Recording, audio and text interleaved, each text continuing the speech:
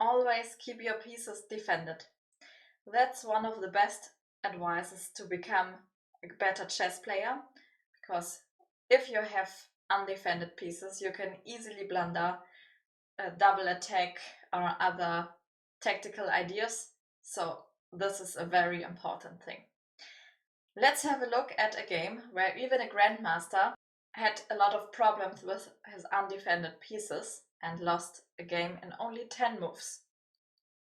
I have the Mephisto Phoenix chess computer with me, so let's analyze the game with the Mephisto Phoenix chess computer and the Millennium chessboard. The game was played between Dominguez with the white pieces and Murad Yabadi with the black pieces, both very strong grandmaster from the United States. White player has over 2700 and the black player over 2500.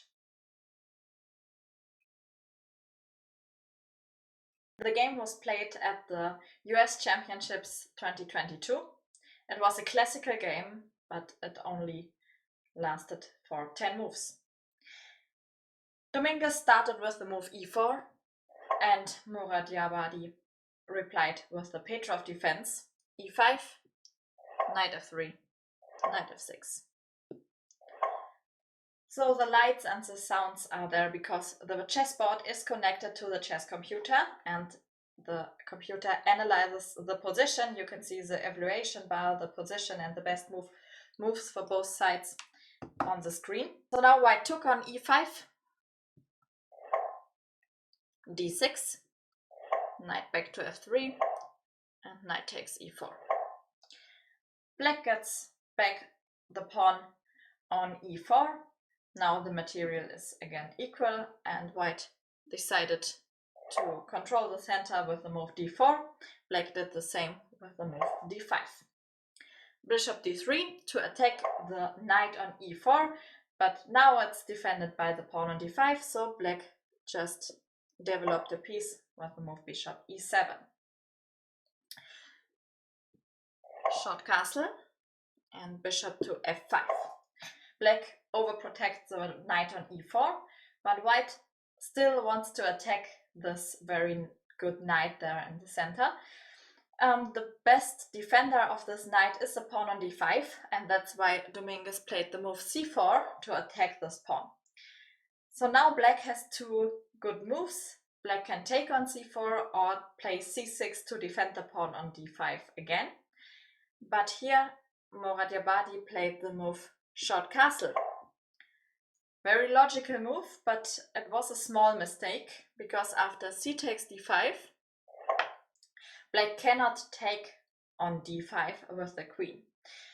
But Murad Yabadi didn't want to sacrifice a pawn, so he took on d5. And now we can already see on the evaluation bar that this is a very good position for white. You can pause the video and think about what to do with white. White has a very good opportunity to win some material. The bishop on e7 is a tactical weakness because it's not defended by any piece. This is a very important thing, and undefended pieces are very bad for double attacks and can easily get lost. And this was the case in this game. Dominguez took the knight on e4. And now black has already a big problem, because if black takes with the queen, then white can play rook to e1 and has the threat to take the queen on e4, but if the queen moves, there is this undefended bishop on e7. And white can just take it and is a piece up.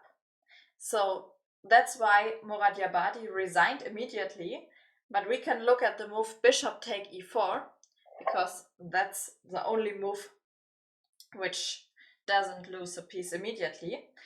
White can play knight c3 in this case and attack the queen and the bishop at the same time. So black has to move the queen. For example, queen goes to f5 to keep the bishop on e4 protected. And now white can take the bishop on e4, queen takes, and the same problem appears. Rook to e1 with the threat to take the queen, and behind the queen there's the undefended bishop. The queen has no square where it can defend the bishop because the square on h4 is covered by the knight on f3, and the square on b4 is not available for the queen, so the queen has to move, for example, to c6, but then white wins a whole minor piece and is completely winning here. So this was a very short game, only 10 moves in the classical game. It was a shocking result. So please keep your pieces defended, then it's a lot more unlikely that you fall for a trap like this. I hope you liked this video. If yes, then please subscribe to the channel, then you won't miss any new videos. See you in the next video.